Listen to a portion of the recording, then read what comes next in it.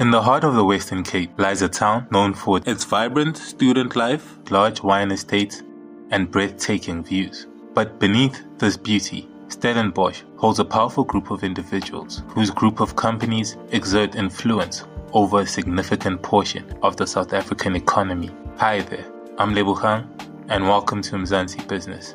In today's video, we'll be pulling back the curtain on one of South Africa's most talked about elite circles, the Stellenbosch Mafia.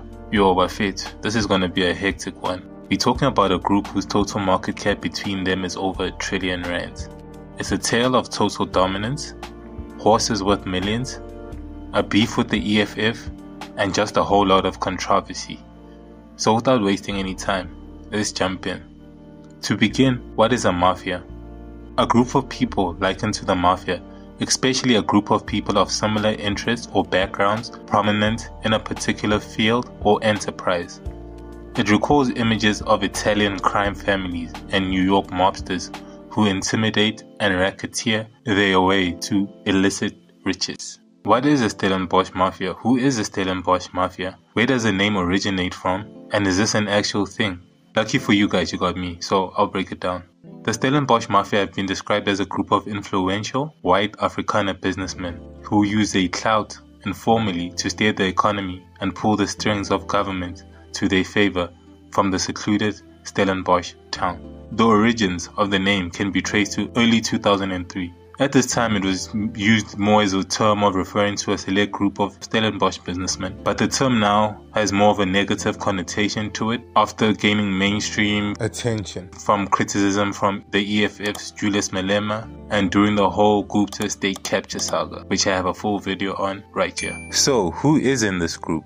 The media prominently place Jan Rupert at the head of this group, the richest man in the country with an estimated net worth put at a staggering $11.8 billion. He controls Remgro, Richmond and Remit investments, but we'll get into all of that. Then we have GT Ferreira, an investor and banker who's one of the founders of First Rand Limited, holding company of FNB and a number of other financial institutions. Yanni Mouton, founder of PSG and co-founder of Capitec Bank, Capitec's other co-founder Michael Leroux, fifth richest man in the country, also mentioned as part of this bunch. Dr. Edwin Hestog, a medical doctor and co-founder of Mediclinic. And finally, we probably have the most controversial of them all, Marcus Jooste of Steinhoff. But Steinhoff only moved its headquarters to Stellenbosch at a later stage and only from then started becoming more affiliated with some of the other listed members. This video will just focus on the names I just mentioned, but others that are lumped in with this group is Koos Becker, third richest man in the country, of Naspers that owns DSTV, Christo Weiss of Pepkor. Although he never lived in Stellenbosch, he completed his law degree at the university and maintains a strong connection with the town through the various boards on which he used to hold directorship, as well as Paul Harris, the former CEO of FNB. Is this an actual thing? Do these brews actually sit down and plot on how to manipulate the South African economy and so forth to its favor? Rupert and the other so-called members constantly distance themselves from the term, and to be fair, it's not like an official thing, like, yeah guys, we the Stellenbosch Mafia.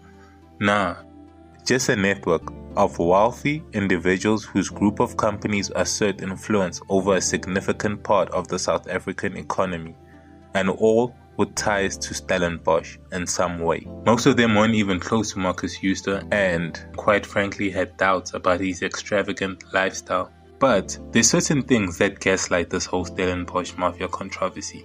Let's do a quick breakdown on these individuals and their respective companies, and we will get an idea of how these companies are linked. In the early 20th century, Afrikaners controlled or managed no major industrial enterprise, no commercial bank or company on the JSE, even though they had come to dominate in the South African political space. So naturally, they'll come up with ways to rectify this. And in 1915, Nationale Pers was formed, now Naspers, who own MultiChoice, but back then it was a newspaper publication company that's main aim was to promote Afrikaner ideology.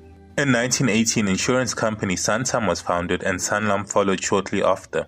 Both companies marketed themselves as genuine Afrikaner people's institutions, as you can see what the abbreviations stand for. Another Afrikaner company, KWV was also established. Later on, they would move into the management of public-owned enterprises, including the Iron and Steel Corporation, ISCOR, and as well as Electricity Supply Commission, ESCOM. The Afrikaners also wanted to form their own bank, and Volkskas was established in 1933, which over the years has merged into a bank we know as ABSA. In the early 1940s, the banks extended a loan to Anton Rupert to establish Voorbrand Tobacco Company. This company would merge into Rembrandt and eventually today's Remgro, and that's how the Ruperts come into the picture. Voorbrand Tobacco Company was formed in the early 1940s after purchasing a bankrupt tobacco company in Paarl, known as Voorbrand, and would continue to operate under this Voorbrand name for the first couple of years. They expand into the liquor industry with the formation of Distillers Corp in 1942, which listed on the JSE in